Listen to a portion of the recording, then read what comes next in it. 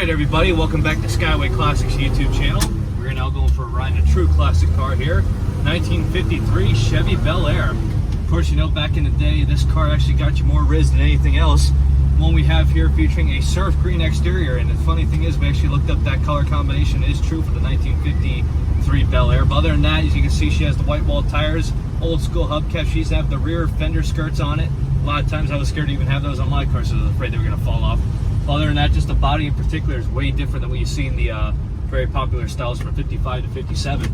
But anyways, move on to the inside now. As you can see, we have a little mixture of that green and the surf green as well, featuring a 3-on-the-tree manual. If you actually know how to drive that, I do respect you in every which way possible.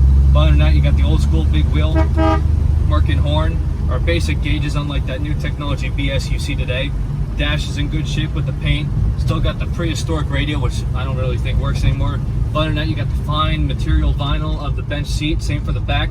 If you do look in the back and also in our pictures, you will see that this car once got an award. I don't know from a small-timey car show, but it actually did very good for itself. Other than that, moving on to the engine bay of this fine little beaut, picturing a basic 6-cylinder motor. As you can see, we did take pictures of the stamping code so you can look it up for yourself.